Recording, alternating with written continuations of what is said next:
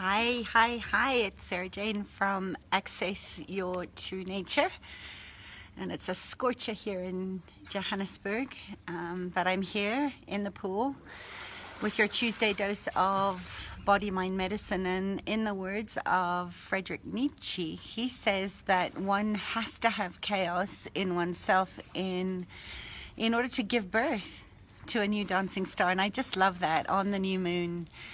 And you know, I just want to wish you a happy new moon, knowing that we can hold happiness and sadness in the same hands at the same time, and that the sun and the moon meet every month to give us a chance to reset our vibrational frequency. And the moon this week is in Sagittarius, which is all about the archetype of the archer, which really is igniting spirit to take aim and set some sacred intention.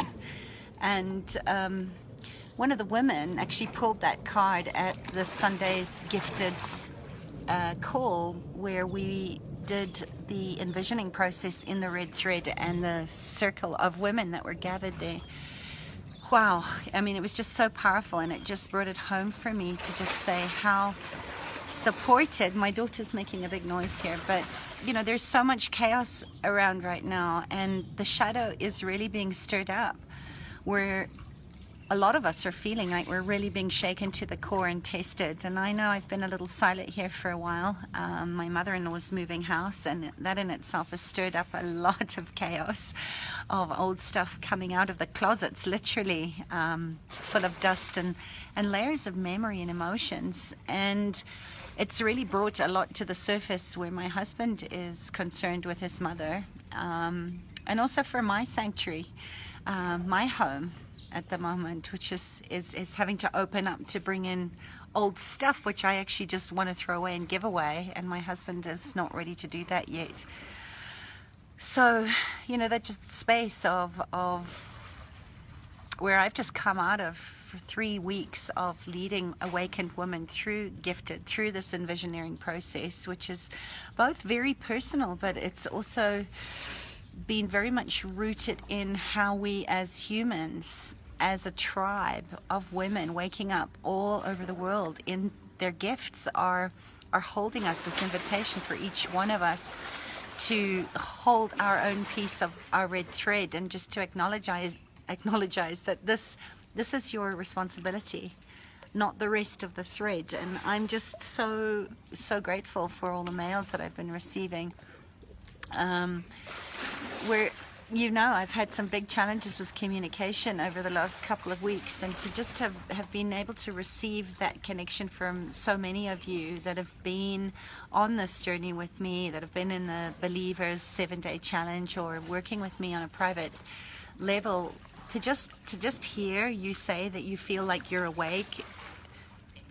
It's the biggest gift that you could have given to me, and I'm just in so much deep appreciation for you, that you are awake and that you keep reminding me to keep going and to deepen my own purpose, no matter what gets thrown in my way, as I kind of witness your awakening and your coming home to the tribe, and to just remind you that you have to keep going, because never has there been a more important time in the history of humanity to live into your gifted life as an awakened woman.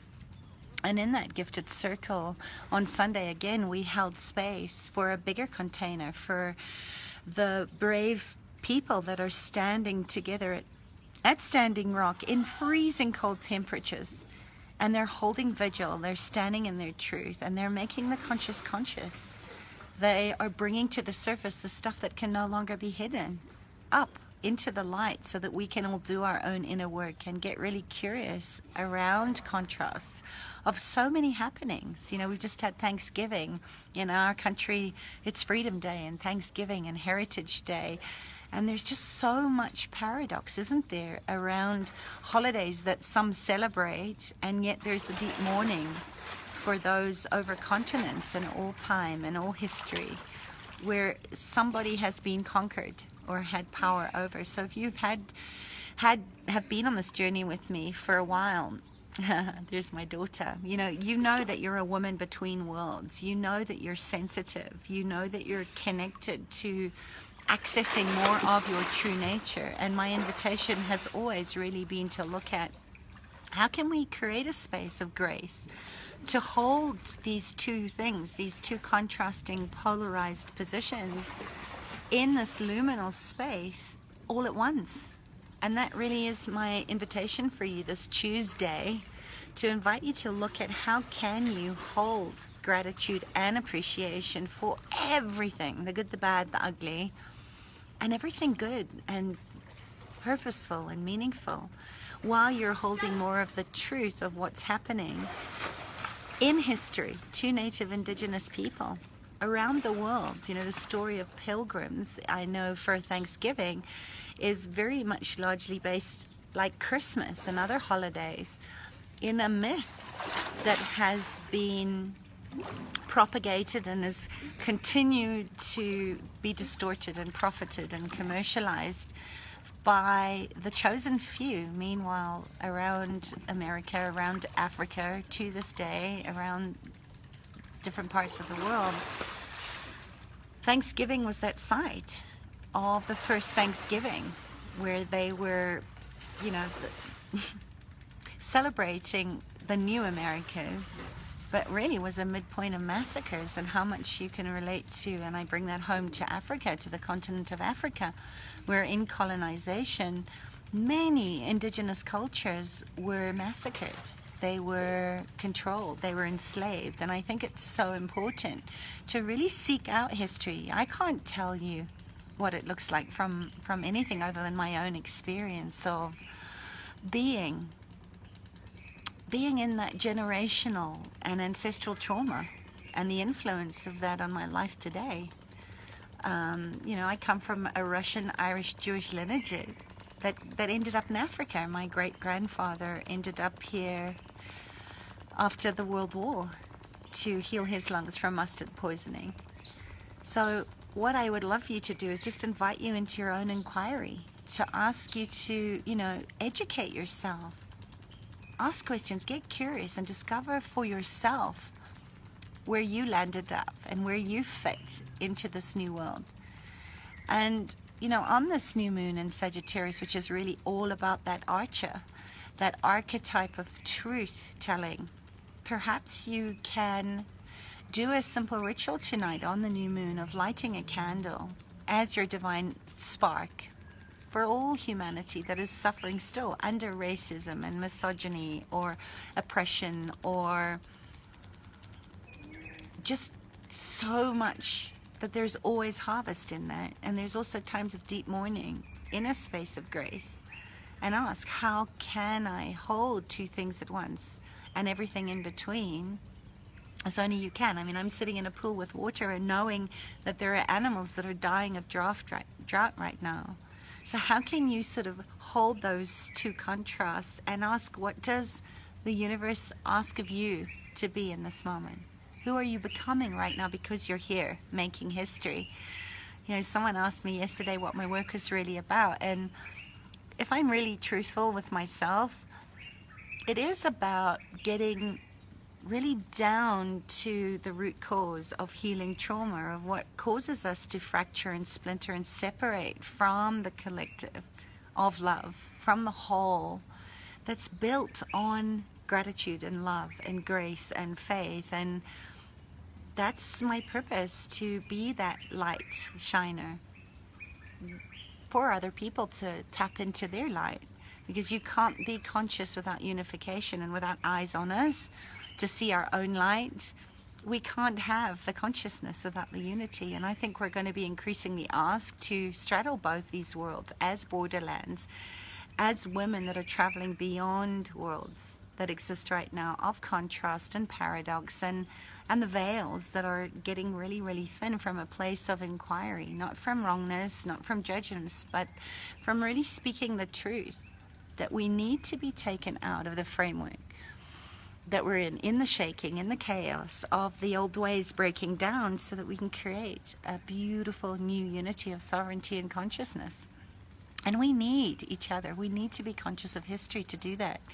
because we are making history right now. We're part of this journey of the creation of a new earth or the destruction of the earth. And you're the only one that gets to decide which way you want to turn while you weave your way through the liminal space. And know, there's always going to be protest at that moment of transition within yourself.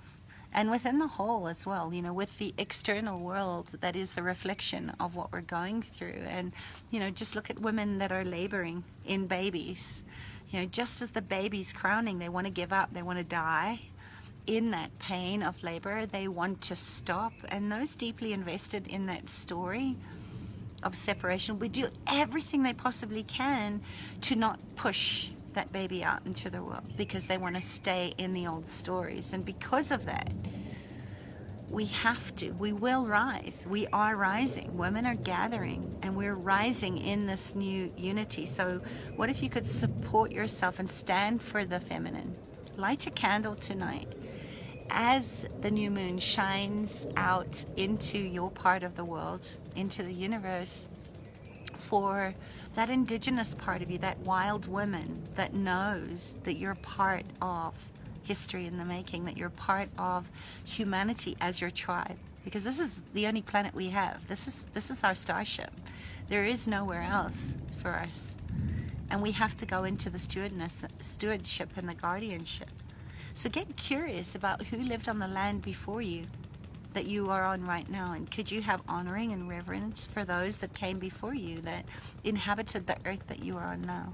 Because we need to get into the truth of our origins. And this is beyond politics, this is beyond human rights, this is bigger than all of us. And it's at times like this that we're reminded that we have to hold our vision, that our connection to each other and our beautiful planet are stronger than ever. And I think we've certainly been feeling these energetic bumps, and being beaten down, and that we're in a major activation period right now. And that's why we're feeling it so intensely, because we're coming out of these dark depths of Scorpio and back into this flickering hope of the archer of Sagittarius, to look at, where am I going to aim? Where am I going to focus my attention? Where am I going to claim my stake when I let go of that tension and inspire myself to lead, to go first, to benefit the greater good of all? And how can we show up, each of us as individuals, as part of the thread, as part of the tribe, and aim there, so that in your own waking up, you wake up the power that each one of us holds in the choices that we're making to create a more conscious world. That's the responsibility that we have, not just to ourselves and each other, but to future generations, to actually claim and own your gifts, to claim your potency, to live a gifted life, to make a difference, by using your skills and your talents and your capacities and your gifts for the good of all life. That's the preservation of all living things, not just humans, but nature and the forests and the animals and the birds. And you know what, even though we don't like what we're seeing and it's not matching up to our heart's calling, we have to be willing to look at how we can hold both things in the space between: the faith, the grace, the trusting, the intuitive process of knowing that you have what it takes to bring forth a new paradigm, a new feminine economy where everything, including you, thrives. And I believe, when we start to keep straddling both worlds, from the contrasts, from the paradox, we can show up and speak our truth in a space that's honoring, from that framework of the old ways and the new unity that's coming forward because of people standing together and waking up. So what one thing can you choose today that's going to give you more of that energy of knowing, being, perceiving, and receiving everything as the energy of you? And this is the invitation of the new moon as we move into the last month of a 9-year cycle of completion, of letting go of the old ways, so that we can align with our personal philosophies, our pathway to purpose of what it means to truly live a gifted life. And it is confusing, because this is not about material possessions and accumulation. This is about generosity. And you know, Neptune is in that on that south node right now, so it's really squaring as a focus point to put your pilot light in your line of sight, to bring in a new way of being in the light. And this isn't entirely new territory, is it really? You know, even though the world's transformed hugely, the moon now, this new moon, is about that approach of that fixed star in Antares. I mean, she's the warrior that drives us to answer the call, to not quit, to harness our internal fire. You know, fire has to burn hot. It doesn't burn mediocre. It doesn't do lukewarm. It burns hot. And we need that so that that energy can rise up to the heart and reconnect us to a calling.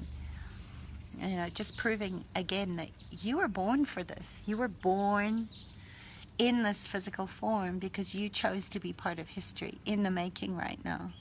And it's defining our personal myths. It's about living your heroine's journey. And the universe has been knocking for a long time, and she's knocking really, really loud right now. She had to get our attention to something is happening right now, and we're being asked to wake up out of our sleep, out of the deep slumber, turn off the distractions, and really feel so that we can heal. Feel everything and nothing. You know, we almost always live by nature from within ourselves, don't we? So even if you could just slow down to reflect deeply, notice that you can still land in your own blind spots of asking, you know, what is it that I'm holding right now in two hands? Because the lines get a little blurry in the contrast. And the fear will want to shut you down into staying in your comfort zone and feeling as the divine feminine principle. It's exactly what's being violated right now in all these instances that we're seeing around the world. That greater sense of connecting us to a whole that includes everything and judges nothing. You know, that's what we need to choose. That's what I'm choosing. A whole that doesn't respond to violence with violence, or attack with attack, or hurt with hurt. Where nothing is dominated, nothing has power over. We're the guardians of the planet. It's interrelationship. It's international, your tribe. It's global. We can't look at just what's going on in our own part of the world anymore. And this is the Native American culture. It's upheld the wisdom of many, many, many lifetimes. Back to the first woman that worked on the earth. Just as the African indigenous cultures have held this as guidance and connection to a more balanced sensibility. That's the harmony. That even in times of duress and chaos, that power of a woman, the divine feminine, an embodied, living, gifted woman, that's when you become unstoppable. And that is why it's time for women to rise. And I said this 3 years ago, that it's time. It's time for the women to tell the men when to stop. Hi, Candace. You know, we need to come back into this alignment of energy that is nurturing and sustaining, not just to maintain life, but to expand life. And it's not enough anymore to create from a place of who we wish to be. Now it's a matter of the training, of playing your part, taking your stake, acknowledging your role of what's to come. Thank you, Candace. Yeah, I've been quiet. Yeah, so Sabian symbol of the new moon is within the depths of the earth. New pathways are being formed, and you are part of the elementals. New elements are being formed as we speak. It's part of your alchemy. Use your magic. Would you use your alchemy to expand so that the spirit, the soul of who you are can emerge, because this is divine light working through us to evolve all these laws of humanity into a whole new story. And if we don't have awareness, if we don't have that capacity to own and acknowledge who you are as a transformer, as a light bringer, as an alchemist, as a magic maker, nothing can change.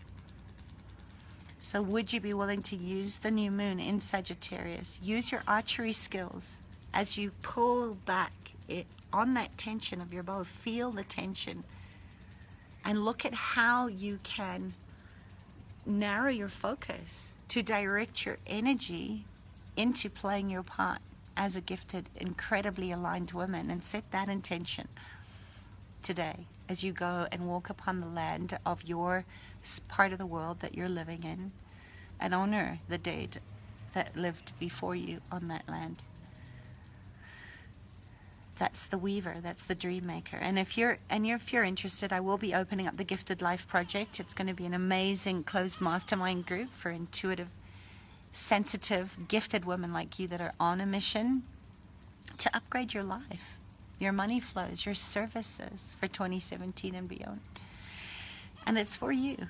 If you know that you have magic and you've been scared, if you're a possibilitarian and you know that now you can no longer ignore your talents and capacities, if you're ready to hold that piece of your red thread in circle with powerful women that see you and celebrate you and share your gifts with the world. So if you're ready to be seen and celebrated by your tribe, drop me an email. Ask me how it works. I will, or how you perhaps want to work with me privately on your pathways to purpose.